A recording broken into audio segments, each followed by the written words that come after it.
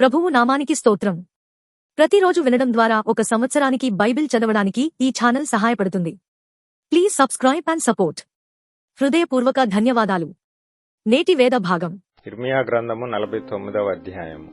అమ్మోనీయులను గూర్చి యెహోవా ఇలాగు సెలవిచ్చుచున్నాడు.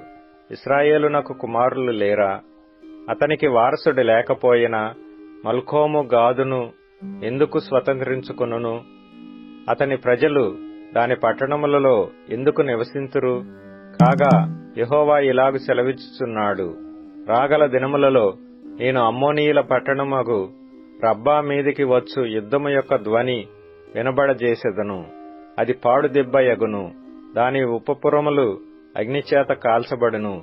దాని వారసులకు ఇశ్రాయేలీయులు వారసులగుదురని యెహోవా సెలవిచ్చుచున్నాడు.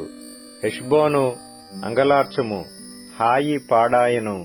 మల్కోమును అతని యాజకులను అతని అధిపతులను చెరలోనికి పోవుచున్నారు.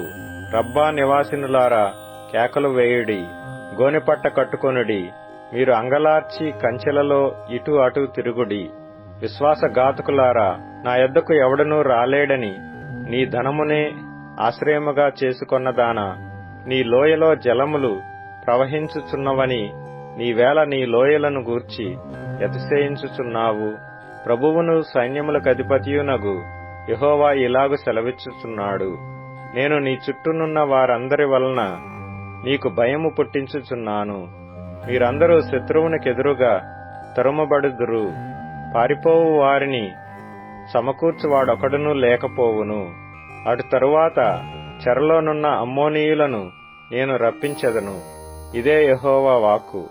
సైన్యములకధిపతియగు యెహోవా ఎదోమును గూర్చి ఇలాగు సెలవిచ్చుచున్నాడు. తేమానులో జ్ఞానమిక నేమియూ లేదా? వివేకులకు ఇక ఆలోచన లేకపోయినా వారి జ్ఞానము వ్యర్థమాయనా? ఏశావును విమర్శించుచు నేనతనికి కష్టకాలము రప్పించుచున్నాను. దదానీయులారా, పారిపోవుడి, వెనుకకు మళ్ళుడి, బహులోతున దాగుకొనుడి. ద్రాక్షపండ్లు ఏరువారు నీ యొద్దకు వచ్చిన ఎడల వారు పరిగెలను విడువరా? రాత్రి దొంగలు వచ్చిన ఎడల తమకు చాలునంత దొరకు వరకు నష్టము చేయుదురు గదా. నేను ఏశావును దిగంబరినిగా చేయుచున్నాను. అతడు దాగియుండకుండునట్లు నేనతని మరుగు స్థలమును బయలుపరచుచున్నాను. అతని సంతానమును, అతని స్వజాతి వారును, అతని పొరుగువారును నాశనమగుచున్నారు. అతడునూ లేకపోవును. అనాథులగు నీ పిల్లలను విడువుము, నేను వారిని సంరక్షించెదను. నీ విధవరాండ్రు నన్ను ఆశ్రయింపవలెను. యెహోవా ఇలాగు సెలవిచ్చుచున్నాడు. న్యాయము చేత ఆ పాత్రలోనిది త్రాగను రానివారు నిశ్చయముగా దానిలోనిది త్రాగుచున్నారే. నీవు మాత్రము బొత్తిగా శిక్ష నొందకపోవుదువా? శిక్ష తప్పించుకొనక నీవు నిశ్చయముగా త్రాగుదువు.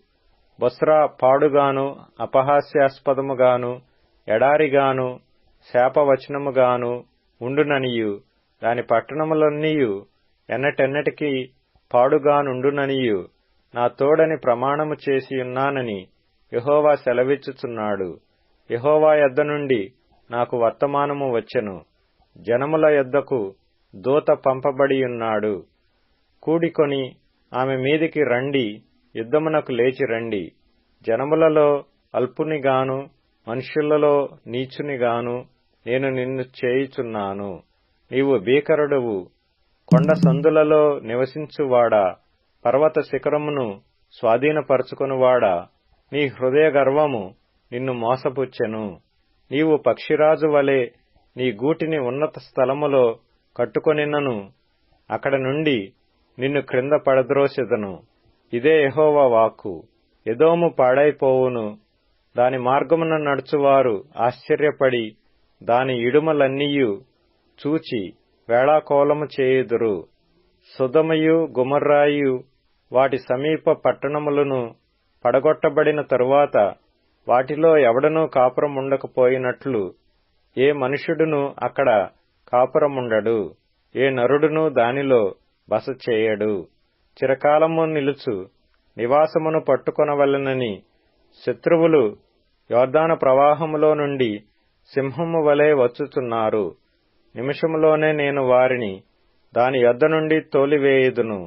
నేనెవని నేర్పరుతునో వానిని దానిమీద నియమించెదను. నన్ను పోలియున్నవాడై నాకు ఆక్షేపణ కలగజేయువాడేడి? నన్ను ఎదిరింపగల కాపరి ఏడి? ఎదోమును గూర్చి యెహోవా చేసిన ఆలోచన వినుడి. తేమాను నివాసులను గూర్చి ఆయన ఉద్దేశించిన దాని వినుడి. నిశ్చయముగా మందలో అల్పులైన వారిని శత్రువులు లాగుదురు. నిశ్చయముగా వారి నివాస స్థలము వారిని బట్టి ఆశ్చర్యపడును. వారు పడిపోగా అఖండమైన ధ్వని పుట్టెను. భూమి దానికి దద్దరిల్లుచున్నది. అంగలార్పు ఘోషయు ఎర్ర సముద్రము దనుక వినబడెను. శత్రువు పక్షిరాజు వలె లేచి ఎగిరి బొస్రా మీద పడవలెనని తన రెక్కలు విప్పుకొనుచున్నాడు. ఆ దినమున ఎదోము బలాఢ్యుల హృదయములు ప్రసవించు స్త్రీ హృదయము వలె ఉండును. దమస్కును గూర్చిన వాక్కు. హమాతును అర్పాదును దుర్వార్త విని సిగ్గుపడుచున్నవి. అవి పరవశములాయెను. సముద్రము మీద విచారము కలదు, దానికి నెమ్మది లేదు. దమస్కు బలహీనమాయెను, పారిపోవలనని అది వెనకతీయుచున్నది. వణకు దానిని పట్టెను. ప్రసవించు స్త్రీని పట్టునట్లు ప్రయాస వేదనలు దానిని పట్టెను. ప్రసిద్ధిగల పట్టణము బొత్తిగా విడువబడెను. నాకు ఆనందమునిచ్చు పట్టణము బొత్తిగా విడువబడెను. ఆమె యవ్వనులు ఆమె వీధులలో కూలుదురు. ఆ దినమున యోధులందరూ మౌనులైయుందురు. ఇదే సైన్యములకధిపతియగు యెహోవా వాక్కు. నేను దమస్కు ప్రాకారములో అగ్ని రాజబెట్టెదను. అది బెన్హదదు నగరులను కాల్చివేయును. బబులోను రాజైన నెబుకద్రెజరు కొట్టిన కేదారును గూర్చియు హాసోరు రాజ్యములను గూర్చియు యెహోవా సెలవిచ్చిన మాట. లేచి కేదారునకు వెళ్ళుడి, తూర్పు దేశస్థులను దోచుకొనుడి. వారి గుడారములను గొర్రెల మందలను శత్రువులు కొనిపోవుదురు. తెరలను ఉపకరణములను ఒంటెలను వారు పట్టుకొందురు. నఖముఖాల భయమని వారు దానిమీద చాటింతురు. హాసోరు నివాసులారా, బబులోను రాజైన నెబుకద్రెజరు మీ మీదికి రావలెనని ఆలోచన చేయుచున్నాడు. మీ మీద పడవలనను ఉద్దేశముతో ఉన్నాడు. యెహోవా వాక్కు ఇదే. పారిపోవుడి, బహులోతున వెళ్ళుడి, అగాధ స్థలములలో దాగుడి. మీరు లేచి ఒంటరిగా నివసించుచు గుమ్మములు పెట్టకయు గడియలు అమర్చకయు నిశ్చింతగాను క్షేమముగాను నివసించు జనము మీద పడుడి. వారి ఒంటెలు దోపుడు సొమ్ముగా ఉండును. వారి పశువుల మందలు కొల్ల సొమ్ముగా ఉండును. గడ్డపు ప్రక్కలను కత్తిరించుకుని వారిని నఖముఖాల చెదరగొట్టుచున్నాను. నలుదిక్కుల నుండి ఉపద్రవమును వారి మీదికి రప్పించుచున్నాను. ఇదే యెహోవా వాక్కు. హాసోరు చిరకాలము పాడై నక్కలకు నివాస స్థలముగా ఉండును. అక్కడ ఏ మనుష్యుడునూ కాపురముండడు, ఏ నరుడునూ దానిలో బస చేయడు. యూదారాజైన సిద్కియా ఏలుబడి ఆరంభములో యెహోవా వాక్కు ప్రవక్తయైన యిర్మీయాకు ప్రత్యక్షమై ఏలామును గూర్చి ఇలాగు సెలవిచ్చెను. సైన్యములకధిపతియగు యెహోవా సెలవిచ్చినదేమనగా, నేను ఏలాము యొక్క బలమునకు ముఖ్యాధారమైన వింటిని విరుచుచున్నాను. నలుదిశల నుండి 4 వాయువులను ఏలాము మీదికి రప్పించి నలుదిక్కుల నుండి వచ్చు వాయువుల వెంట వారిని చెదరగొట్టుదును. వెలివేయబడిన ఏలాము వారు ప్రవేశింపని దేశమేదియూ నుండదు. మరియు వారి శత్రువుల ఎదుటను వారి ప్రాణము తీయజూచు వారి ఎదుటను ఏలామును భయపడచేయుదును. నా కోపాగ్ని చేత కీడును వారి మీదికి నేను రప్పించుదును. వారిని నిర్మూలము చేయు వరకు వారి వెంట ఖడ్గము పంపుచున్నాను. ఇదే యెహోవా వాక్కు. నా సింహాసనమును అచ్చటనే స్థాపించి ఏలాములో నుండి రాజును అధిపతులను నాశనము చేయుదును. ఇదే యెహోవా వాక్కు. అయితే కాలాంతరమున చెరపట్టబడిన ఏలాము వారిని నేను మరలా రప్పించెదను. ఇదే యెహోవా వాక్కు. యిర్మీయా గ్రంథము 50వ అధ్యాయము. బబులోనును గూర్చియు కల్దీల దేశమును గూర్చియు ప్రవక్త అయిన యిర్మీయా ద్వారా యెహోవా సెలవిచ్చిన వాక్కు. జనములలో ప్రకటించుడి, సమాచారము తెలియజేయుడి. ధ్వజమునెత్తి మరుగుచేయక చాటించుడి. బబులోను పట్టబడును, బేలు అవమానము నొందును, మెరోదకు నేల పడవేయబడును. బబులోను విగ్రహములు అవమానము నొందును, దాని బొమ్మలు బోర్ల ద్రోయబడును. ఉత్తర దిక్కు నుండి దాని మీదికి ఒక జనము వచ్చుచున్నది, ఏ నివాసియు లేకుండా అది దాని దేశమును పాడుచేయును. మనుషులేమి పశువులేమి అందరునూ పారిపోవుదురు, అందరునూ తరలిపోవుదురు. ఆ కాలమున ఆనాటికి ఇశ్రాయేలు వారును యూదావారును కూడి వచ్చెదరు. ఏడ్చుచూ సాగుచూ తమ దేవుడైన యెహోవా యొద్ద విచారించుటకై వచ్చెదరు. ఎన్నటికినీ మరువబడని నిత్య నిబంధన చేసుకొని యెహోవాను కలిసికొందము రండని చెప్పుకొనుచు సియోను తట్టు అభిముఖులై అచ్చటికి వెళ్ళు మార్గము ఏదని అడుగుచూ వచ్చెదరు. ఇదే యెహోవా వాక్కు. నా ప్రజలు త్రోవ తప్పిన గొర్రెలుగా ఉన్నారు. వారి కాపరులు కొండల మీదికి వారిని తోలుకొని పోయి వారిని త్రోవ తప్పించిరి. జనులు కొండ కొండకు వెళ్ళుచు తాము దిగవలసిన చోటు మరచిపోయిరి. కనుగొనిన వారందరూ వారిని భక్షించుచూ వచ్చిరి. వారి శత్రువులు, మేము అపరాధులము కాము, వీరు న్యాయమునకు నివాసమును తమ పితరులకు నిరీక్షణాధారమునగు యెహోవా మీద తిరుగుబాటు చేసినందున ఇది వారికి సంభవించునని చెప్పుదురు. బబులోనులో నుండి పారిపోవుడి, కల్దీల దేశములో నుండి బయలు వెళ్ళుడి. మందలకు ముందు మేకపోతులు నడుచున్నట్లు ముందర నడువుడి. ఉత్తర దేశము నుండి మహాజనముల సమూహమును నేను రేపుచున్నాను. బబులోనునకు విరోధముగా దానిని రప్పించుచున్నాను. ఆ జనులు దాని మీదికి యుద్ధ పంక్తులు తీర్చుచున్నారు. వారి మధ్య నుండియే ఆమె పట్టబడును. ప్రజ్ఞగల బలాఢ్యులు దోపుడు సొమ్ము పట్టుకొనక మరలని రీతిగా వారి బాణములు అమోఘములై తిరిగి రాకుండును. కల్దీల దేశము దోపుడు సొమ్మగును, దాని దోచుకుని వారందరూ సంతుష్టి నొందెదరు. ఇదే యెహోవా వాక్కు. నా స్వాస్థ్యమును దోచుకుని వారలారా, సంతోషించుచు ఉత్సహించుచు నురిపిడి చేయుచు పెయ్యవలే గంతులు వేయుచు బలమైన గుర్రముల వలె మీరు సకిలించుచున్నారే. మీ తల్లి బహుగా సిగ్గుపడును, మిమ్మును కన్నది తెల్లబోవును. ఇదిగో అది జనములన్నిటిలో అతి నీచ జనమగును. అది ఎడారియు ఎండిన భూమియు అడవియు నగును. యెహోవా రౌద్రమును బట్టి అది నిర్జనమగును, అది కేవలము పాడైపోవును. బబులోను మార్గమున పోవు వారందరూ ఆశ్చర్యపడి దాని తెగుళ్లన్నీయూ చూచి, ఆహా, నీకీ గతి పట్టినదా అందురు. ఆమె యెహోవాకు విరోధముగా పాపము చేసినది. విల్లు త్రొక్కు వారలారా, మీరందరూ బబులోనునకు విరోధముగా దాని చుట్టూ యుద్ధ పంక్తులు తీర్చుడి. ఎడతెగక దాని మీద బాణములు వేయుడి. చుట్టూ కూడి దానిని బట్టి కేకలు వేయుడి. అది లోబడక నొప్పుకొనుచున్నది, దాని బురుజులు పడిపోవుచున్నవి, దాని ప్రాకారములు విరగగొట్టబడుచున్నవి. ఇది యెహోవా చేయు ప్రతీకారము. దాని మీద పగ తీర్చుకొనుడి, అది చేసినట్టే దానికి చేయుడి. బబులోనులో నుండకుండా విత్తువారిని నిర్మూలము చేయుడి. కోతకాలమున కొడవలి పట్టుకొని వారిని నిర్మూలము చేయుడి. క్రూరమైన ఖడ్గమునకు భయపడి వారందరూ తమ ప్రజల యొద్దకు వెళ్ళుచున్నారు, తమ తమ దేశములకు పారిపోవుచున్నారు.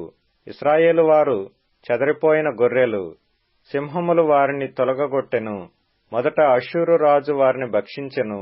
కడపట బబులోను రాజైన ఈ నెబుకద్రెజరు వారి ఎముకలను నలుగగొట్టుచున్నాడు. కావున ఇశ్రాయేలు దేవుడును సైన్యములకు అధిపతియు నగు యెహోవా ఇలాగు సెలవిచ్చుచున్నాడు, అష్షూరు రాజును నేను దండించినట్లు బబులోను రాజును అతని దేశమును దండించెదను. ఇశ్రాయేలు వారిని తమ మేతస్థలమునకు నేను తిరిగి రప్పించెదను. వారు కర్మెలు మీదను బాషాను మీదను మేయుదురు. ఎఫ్రాయిము కొండల మీదను గిలాదులోను మేయుచు సంతుష్టి నొందును. ఆ కాలమున ఆనాటికి ఇశ్రాయేలు దోషమును వెదకినను అది కనబడకుండును, యూదా పాపములు వెదకినను అవి దొరకవు. శేషింపజేసిన వారిని నేను క్షమించెదను. ఇదే యెహోవా వాక్కు. దండెత్తి మెరాతయీయుల దేశము మీదికి పొమ్ము. పెకోదీయుల దేశము మీదికి పొమ్ము, వారిని హతము చేయుము, వారు శాపగ్రస్తులని ప్రకటించుము. నేను మీకిచ్చిన ఆజ్ఞ అంతటిని బట్టి చేయుము. ఆలకించుడి, దేశములో యుద్ధ ధ్వని వినబడుచున్నది, అధిక నాశన ధ్వని వినబడుచున్నది. సర్వభూమిని కొట్టుచున్న సమ్మెట తెగి బొత్తిగా విరగొట్టబడెను. అన్యజనులలో బబులోను బొత్తిగా పాడైపోయెను. బబులోను, నిన్ను పట్టుకొనుటకై బోను పెట్టియున్నాను, తెలియకయే నీవు పట్టబడియున్నావు. యెహోవాతో నీవు యుద్ధము చేయ బూనుకొంటివి, నీవు చిక్కుపడి పట్టబడియున్నావు. కల్దీయుల దేశములో ప్రభువును సైన్యములకధిపతియునగు యెహోవాకు పనియున్నది. యెహోవా తన ఆయుధశాలను తెరిచి కోపము తీర్చు తన ఆయుధములను వెలుపలికి తెచ్చుచున్నాడు. నలుదిక్కుల నుండి వచ్చి దాని మీద పడుడి, దాని ధాన్యపు కొట్లను విప్పుడి. కసవు కుప్పలు వేసినట్టు దానిని కుప్పలు వేయుడి, శేషమేమియూ లేకుండా నాశనము చేయుడి. దాని ఎడ్లన్నిటినీ వధించుడి, అవి వదకుపోవలెను. అయ్యో, వారికి శ్రమ, వారి దినము ఆసన్నమాయెను, వారి దండన కాలము వచ్చెను. ఆలకించుడి, పారిపోయి బబులోను దేశములో నుండి తప్పించుకొని వచ్చుచున్న వారి శబ్దము వినబడుచున్నది. మన దేవుడగు యెహోవా చేయు ప్రతీకార సమాచారమును, తన ఆలయము విషయమై ఆయన చేయు ప్రతీకార సమాచారమును సీయోనులో ప్రకటించుడి. వారు వచ్చుచున్నారు, బబులోనునకు రండని విలుకాండ్రను పిలువుడి. విల్లు త్రొక్కు వారులారా, మీరందరూ దాని చుట్టూ దిగుడి. అది యెహోవా మీద గర్వపడినది, ఇశ్రాయేలు పరిశుద్ధుని మీద గర్వపడినది. దానిలో నొకడునూ తప్పించుకొనకూడదు. దాని క్రియలను బట్టి దానికి ప్రతీకారము చేయుడి. అది చేసిన పని అంతటిని బట్టి దానికి ప్రతీకారము చేయుడి. కావున ఆ దినమున దాని యవ్వనస్తులు దాని వీధులలో కూలుదురు, దాని యోధులందరూ తుడిచివేయబడుదురు. ఇదే యెహోవా వాక్కు, ప్రభువును సైన్యములకధిపతియునగు యెహోవా వాక్కు ఇదే. గర్విష్ఠుడా, నేను నీకు విరోధినై ఉన్నాను. నీ దినము వచ్చుచున్నది, నేను నిన్ను శిక్షించు కాలము వచ్చుచున్నది. గర్విష్ఠుడు తొట్రిల్లి కూలును, అతని లేవనెత్తువాడెవడనూ లేకపోవును. నేనతని పురములలో అగ్ని రాజబెట్టెదను, అది అతని చుట్టుపట్టలన్నిటినీ కాల్చివేయును. సైన్యములకధిపతియగు యెహోవా ఇలాగు సెలవిచ్చుచున్నాడు, ఒకడునూ తప్పకుండా ఇశ్రాయేలు వారును యూదావారును బాధింపబడిరి. వారిని చెరపెట్టిన వారందరూ వారిని గట్టిగా పట్టుకొనుచున్నారు. వారిని పోనిచ్చుటకు సమ్మతింపరు. వారి విమోచకుడు బలవంతుడు, సైన్యములకధిపతియగు యెహోవా అని ఆయనకు పేరు. భూమికి విశ్రాంతి కలుగచేయుటకును బబులోను నివాసులను కలవరపరచుటకును ఆయన బాగుగా వాదించి వారి వ్యాజ్యమును కడముట్టించును. యెహోవా మాట ఇదే. కల్దీయులను బబులోను నివాసులను దాని అధిపతులను జ్ఞానులను కత్తిపాలగుదురు. ప్రగల్భములు పలుకువారు ఖడ్గవశులై పిచ్చివాండ్రగుదురు. బలాఢ్యులు నిర్మూలమగు వరకు ఖడ్గము వారి మీద పడును. ఖడ్గము వారి గుర్రముల మీద పడును, వారి రథముల మీద పడును. ఖడ్గము వారి మీద దిగుట చేత దానిలోనున్న పరదేశులు స్త్రీల వంటి వారగుదురు. అది దాని నిధుల మీద పడగా అవి దోచుకొనబడును. నీళ్లకు ఎద్దడి తగులును, అవి ఇంకిపోవును. అది చెక్కబడిన విగ్రహములు గల దేశము. జనులు భీకర ప్రతిమలను బట్టి పిచ్చి చేష్టలు చేయుదురు. అందుచేతను అడవి పిల్లులను నక్కలును అక్కడ నివసించును. నిప్పుకోళ్లను దానిలో నివాసము చేయును. ఇక మీదట అది ఎన్నడూను నివాస స్థలము కాకపోవును. తరతరములు దానిలో ఎవరునూ కాపురముండరు. యెహోవా వాక్కు ఇదే.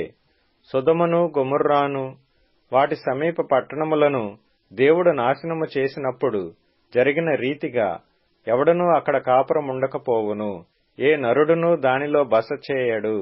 జనులు ఉత్తర దిక్కు నుండి వచ్చుచున్నారు. మహాజనమును అనేక రాజులను బూదిగంతముల నుండి రేపబడెదరు. వారు వింటిని ఈటెను పట్టుకొని వచ్చెదరు. వారు క్రూరులు, జాలిపడని వారు. వారి స్వరము సముద్ర ఘోష వలె ఉన్నది. వారు గుర్రములను ఎక్కువారు. బబులోను కుమారి, ఒకడు యుద్ధ పంక్తులు తీర్చు రీతిగా వారందరూ నీ మీద పంక్తులు తీర్చుచున్నారు. బబులోను రాజు వారి సమాచారము విని దుర్బలుడాయెను, అతనికి బాధ కలిగెను. ప్రసవ స్త్రీ వేదన వంటి వేదన అతనికి సంభవించెను.